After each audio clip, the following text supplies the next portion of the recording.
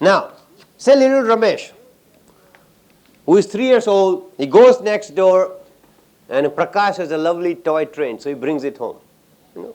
Mother says, where did you get this toy train? So I got it from Prakash's house. Why? I like it. You know, simple pleasure principle. Ramesh is a very straightforward man. He has no apology for it, no guilt for it. I brought it because I like it. He's operating on the pleasure principle. Mother says, no. Please return the train and say, I'm sorry because the train belongs to Prakash. It belongs to Prakash is the lesson in objective reality. That's the first lesson in property rights. That there is something that exists outside of his own pleasure in this world.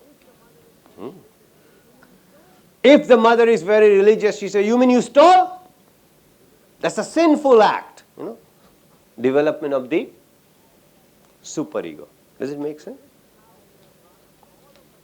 So this is how we are brought up. So all of us carry a combination of all three all the time. In our mind, there is a dialogue going all the time. You know? It may not be verbal, mental dialogue going all the time. Now, what happens sometimes, things that are too painful or unresolved, Freud said, they are repressed in the unconscious. Now, hypnosis was used to uncover the unconscious material.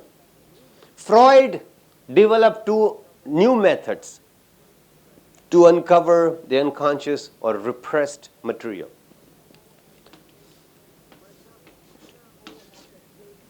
For example, Anna O had that guilt which was repressed, connected. So that was uncovered by Brewer. She was not aware of it. Pre-conscious is half remembered, half forgotten. Conscious is what you already know and remember. What is within your conscious state. Now, so Freud used two new methods to bring it out. First one is free association, which basically means saying things without editing it. See, generally we edit things out. If I say water, what does first thing come to you? Gupta Sahib. If I say water, what is the first thought comes to you? Anything connected with water? You want to drink it or something? Drink it, right? So it's a rational association. Water and drinking is a rational association, right? It makes sense. But because generally we talk rationally, so Freud said that, and we edit a lot of things out. But when you do free association lying on an analysis couch, very soon this rational association will, after you've gotten through all of them, then some association which are irrational will come out, which might give you the clue to the problem or the cause of the problem. So free association means saying things without editing it. Because we generally speak to people by editing things out. Or as T.S. Eliot put it, we prepare a face for the faces that we meet. We prepare a face for the faces that we meet. That was T.S. Eliot's way of putting it in a way. Now, so when you got this unconscious suppression, another method was dream analysis, because Freud thought dreams were the royal road to the unconscious mind. Say you were late to work. And when you walk into your office, your boss is going to give you firing.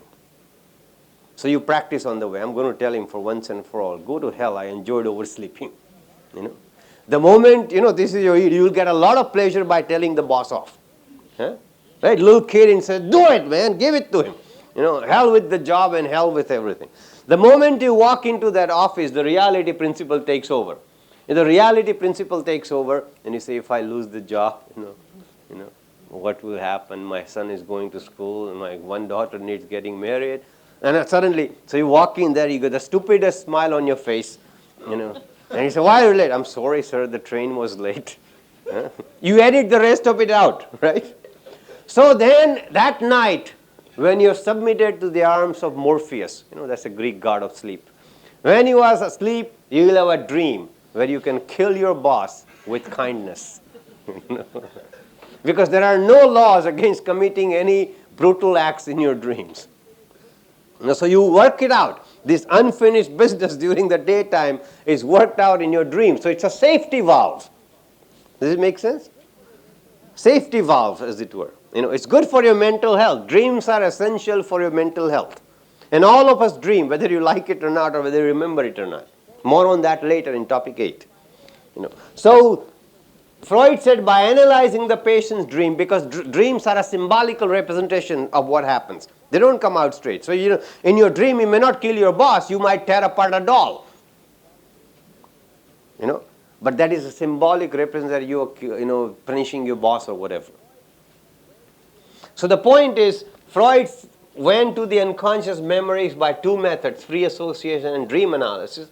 He also found, made all this unconscious and preconscious material conscious. To what end? To the end that the person will experience catharsis. That might be a new word for some of you. Catharsis. You know what it means? Anybody? A kind of stupor. Catharsis means, yeah. Generally, it is found in the Greek tragedy or Shakespearean tragedy. But what does it mean? The exact word. Yeah, Aristotle used it in Poetics for explaining Greek tragedy. It means cleansing yourself, purging yourself of the emotions. The word comes from kathara in Greek, means to cleanse out. To purging yourself, which means, say, for example, in Anna O's case, she had all this emotion connected with this father's death. When she got this out, this dream, and the dream was analyzed and other things were analyzed, the emotions connected with that event were released, and she felt better because of the release of the emotion. If somebody dies in our family, what is known as grief reaction, we will cry and we'll be, mournful, and that is good for our mental health. The people who repress that, they may have another problem later on. So this is known as grief, which means we experience catharsis, emotions connected with any event that is traumatic for us. So that release is known as catharsis. So the person will have an insight that, that was not a rational thing. That was at the emotional, psychological level that I misinterpreted this. I am not guilty for my father's death. Miss Anna ultimately has that insight. And so the punishment, if you will, that she has given herself by becoming paralyzed, goes away. So this was the Freudian method of curing people of their neurotic, mainly, or hysterical disorders. With that, we'll break for coffee. Next door.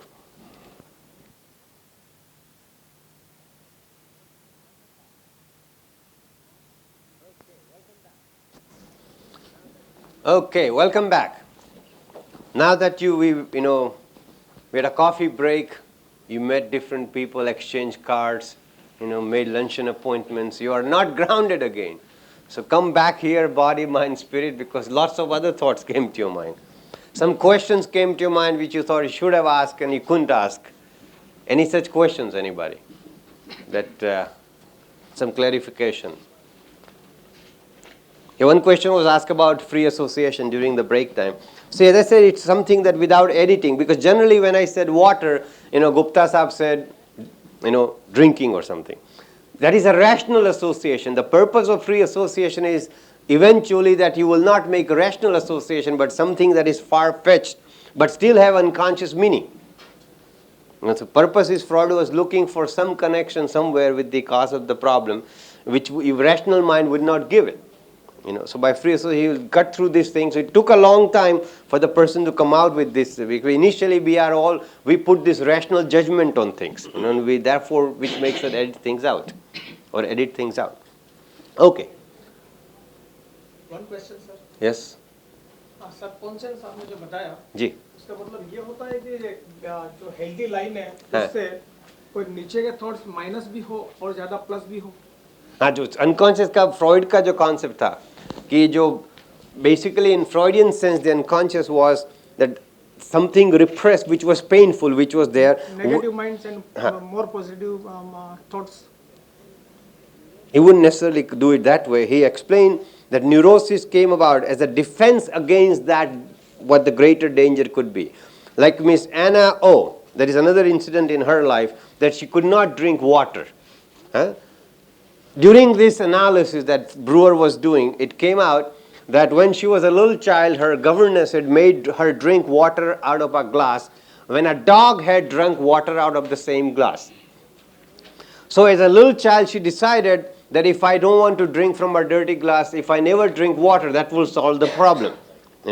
So she had forgotten this. It was buried into unconscious, so it developed as this was this unpleasant incident that occurred about drinking water out of a dirty glass. And she wanted to defend herself from that ever happening, so it developed as a neurotic problem that she could not drink water. So our problem in that sense are a defense against something that we are afraid of, but we are not conscious of. We are talking about psychological problems here. Either more comfort. Yeah, it's an adjustment. Now, since Freud was very influential and he was not very positive about hypnosis, hypnosis fell into background till the World War. During the World War, there were many people who suffered from what became known as a battle neuroses, shell shock and other things, and not enough people to help them. So hypnosis, being one of the fastest ways of getting there to the unconscious mind, came back into fashion. Not only that, drugs were used during the war to remove the conflict or neurotic disorders.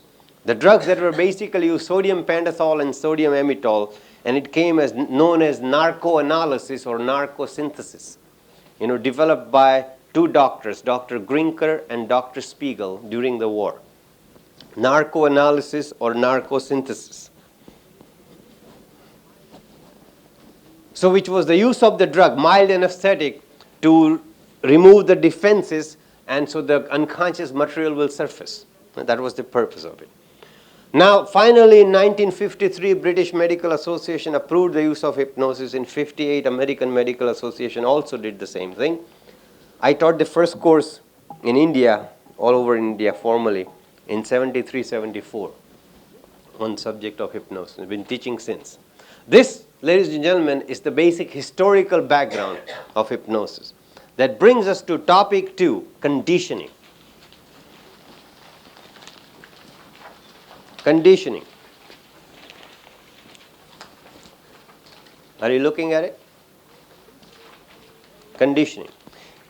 Conditioning is a form of learning in psychological terms. It's a form of learning in which an old response is evoked by a new stimulus. This is called classical or respondent conditioning, studied by Ivan Pavlov in about 1900 while studying digestion in animals. And 2, a new response is acquired as a result of satisfying a need.